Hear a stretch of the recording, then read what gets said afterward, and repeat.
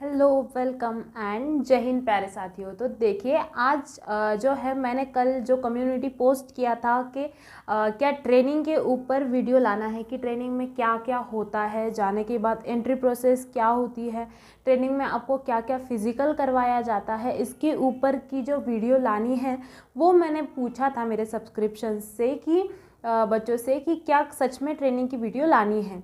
तो बहुत बच्चों के उस पर कमेंट्स रिप्लाई आए मुझे कि हाँ मैम, हमें भी जानना है कि ट्रेनिंग में क्या क्या होता है।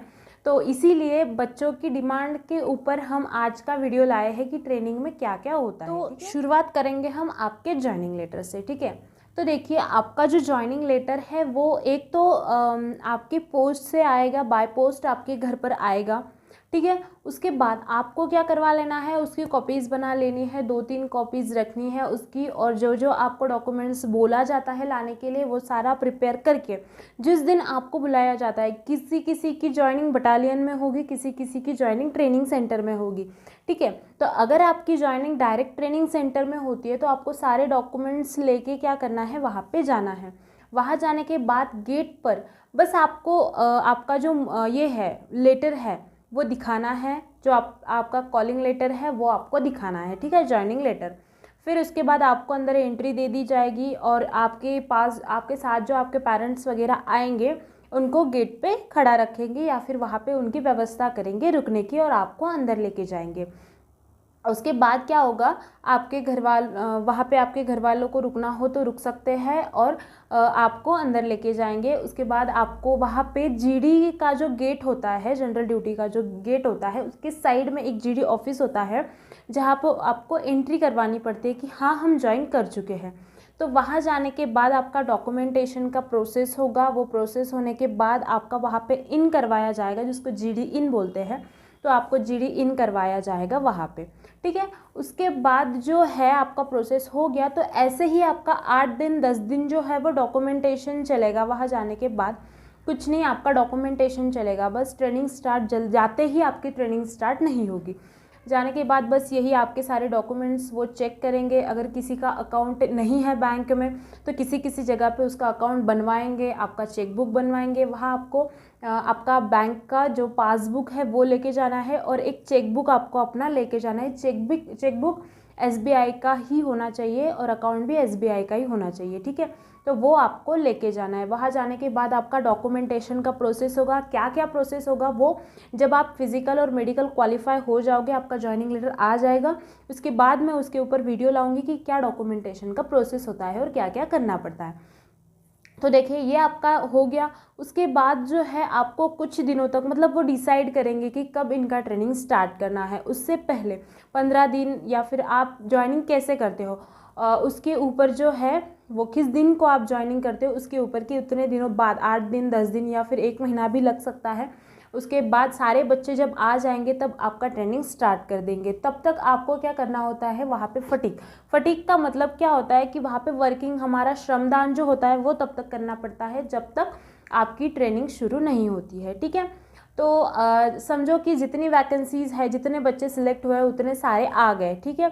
तो एक डेट दी जाती है कि इतनी इतनी डेट के पहले आपको आना है और आप ज्वाइनिंग लेटर आने के बाद आप कभी भी ट्रेनिंग सेंटर में या फिर बटालियन में रिपोर्ट कर सकते हो जिस डेट को आपको बोला है उस लास्ट डेट तक, ठीक है।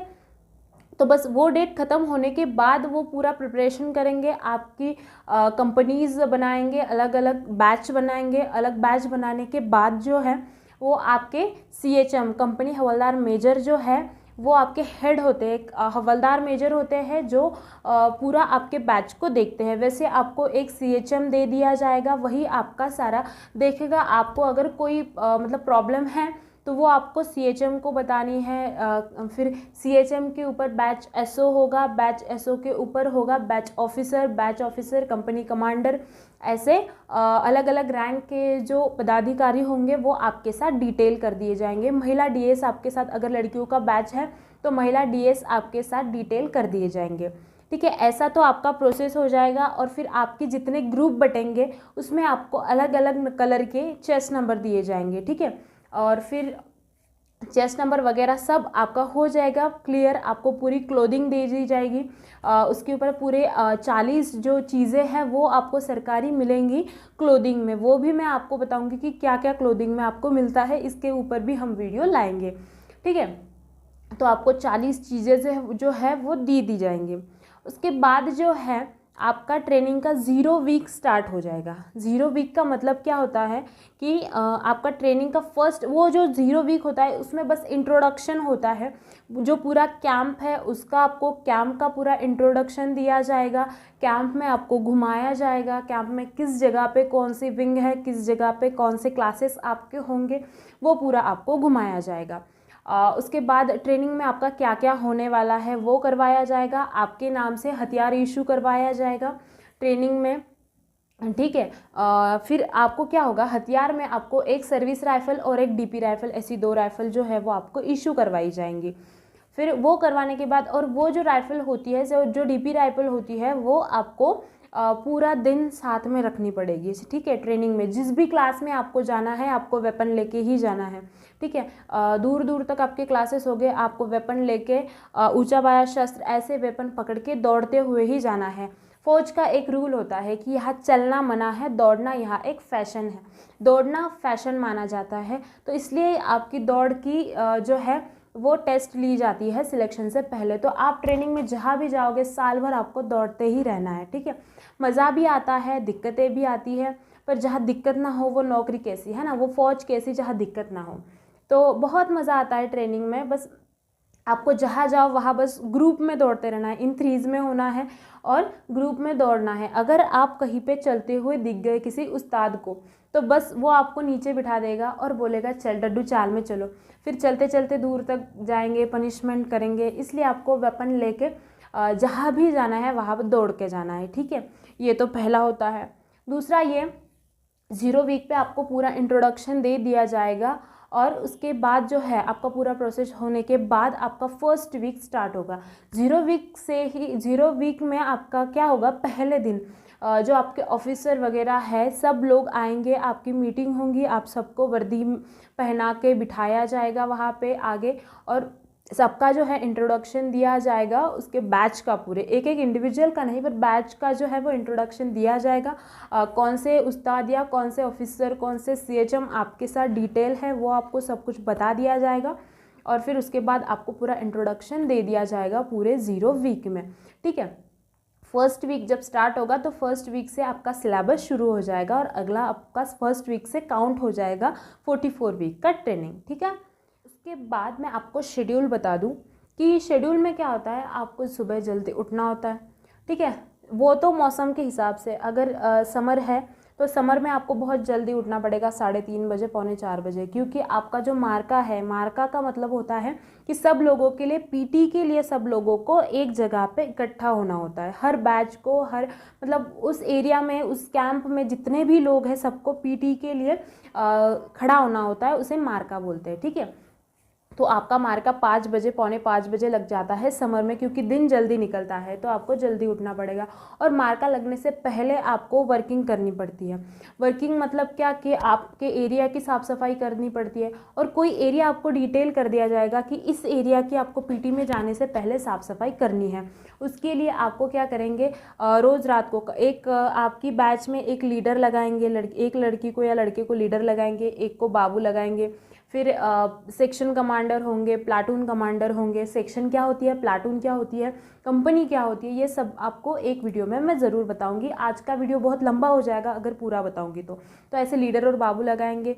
फिर लीडर डिटेल करेगा कि कौन कौन सुबह जाएगा वो साफ़ सफाई करने के लिए। उनको डिटेल किया तो वो जाएंगे, साफ़ सफाई करेंगे, और उसके बाद वो जो है वो मार्के में जाएंगे। फिर पीटी आपका हो जाएगा। अगर 5 बजे मार्का लगता है समझो, तो 7 बजे तक आपका पीटी कंप्लीट हो जाएगा।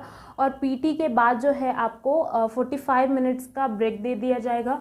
45 मिनट्स में आपको आपका ब्रेकफास्ट भी करना है, आपको नहाना धोना भी है, और रेडी होके क्लास के लिए जाना है। तो अगर समझो आपका क्लास का टाइमिंग 8 बजे है, तो आपको 8 बजने से 10 मिनट पहले, यानी कि 7:40 को ही वहाँ पे खड़ा होना है क्लास में। उसके बाद रिपोर्ट लगेगी कितनी नफरी प्रेजेंट है, कौन सी लड़की कहाँ गई है, वो पूरा एक पर्ची में लिखा हुआ होगा। वो आप अपने सीनियर को रिपोर्ट दोगे, वो सीनियर ऑफिसर को रिपोर्ट देगा, ठीक है, या एसओ को रिपोर्ट देगा। उसके बाद ही आपकी जो है वो ट्रेनिंग स्टार्ट होगी, क्लास स्टार्ट होगा, ऐसा होगा। उसके बाद आपको दौड़ के दूसरे क्लास में जाना है, वहाँ से दौड़ के तीसरे क्लास में जाना है। उसके बाद आपका दोपहर का जो लंच ब्रेक होता है, लंच ब्रेक में आपको जो है 1 घंटे का टाइम देंगे। 1 घंटे में आपको खा पी के रेडी रहना है और 1 घंटे बाद आपको दूसरे क्लास के लिए रवाना हो जाना है। और हर क्लास के बीच में आपको 5 मिनट्स का गैप दिया जाएगा। मतलब अगर एक साथ 3 क्लासेस है तो उसमें एक क्लास के बाद 5 मिनट का गैप आप रेस्ट कर सकते हो, कुछ खा पी सकते हो, उसके बाद फिर से बैठना पड़ेगा। पर अगर आपको इस क्लास से दूसरे सब्जेक्ट की क्लास में जाना है तो भी आपको 5 मिनट का ही टाइम रहेगा। और अगर यहाँ से 500 मीटर दूर दूसरी क्लास है तो दौड़ के उसी 5 मिनट में आपको वहाँ पे पहुँचना है। और अगर आप नहीं पहुँचे तो फिर आप जाने के बाद देख ही लोगे कि क्या पनिशमेंट मिलती है। मज़ा आता है पर कुछ भी पनिशमेंट वो दे देते हैं लेट होने के बाद, ठीक है। तो ऐसा होता है। इसके बाद शाम तक आपकी क्लासेस चलती है। शाम के बाद आपकी गेम फॉलन होता है। गेम फॉलन यानी कि लास्ट का पीरियड। लास्ट के पीरियड में आपको गेम फॉलन के लिए यानी कि खेलने के लिए लेके जाते हैं। जिनको खेलना है वो खेलता है, जिसको नहीं खेलना है उसे वर्किंग में लगा देते हैं। उसके बाद आपको 15-20 मिनट का ब्रेक दे दिया जाता है। 15-20 मिनट में आप अपने रूम में जाके आओ, कुछ भी करो। फिर उसके बाद आपको रोल कॉल के लिए खड़े रहना पड़ता है। तो रोल कॉल के लिए क्या होता है, रोल कॉल में हर आदेश सुनाया जाता है। ड्यूटी कौन सी ड्यूटी है, एसओ कौन है, एनसीओ कौन है ड्यूटी का, कौन ड्यूटी चेक करेगा, ये सब बताया जाता है। पासवर्ड बताया जाता है, जो पासवर्ड अगले दिन के रोल कॉल तक चलता है। अगर कोई आप ड्यूटी दे रहे हो और अगर कोई आता है तो आपको उसको पासवर्ड पूछना होता है, ठीक है। तो वो पासवर्ड रोल कॉल में दिया जाता है। बस इतना ही रोल कॉल में होता है। पर आप रिक्रूट हो, आप अभी ट्रेनिंग के लिए गए हो, इसलिए आपको रोल कॉल में आधा घंटा 1 घंटा खड़ा रखेंगे, क्योंकि आपको खड़े रहने की प्रैक्टिस होनी चाहिए। तो सीएचएम कुछ भी बातें सुनाएगा, कुछ भी बताएगा, इन्फॉर्मेशन बताएगा ट्रेनिंग के बारे में, इधर उधर की बातें बताएगा।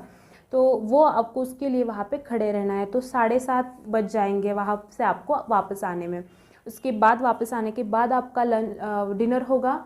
और डिनर के बाद जो है आपको नाइट ड्यूटी भी देनी होती है। तो जो बाबू है वो ड्यूटी बाबू अलग होता है, फिर मेन बाबू अलग होता है, कोत बाबू अलग होता है। कोत बाबू यानी हथियार का जो सारा देख रेख करता है, हथियार के बारे में जो लेखा जोखा रखता है, वो कोत बाबू होता है, ठीक है।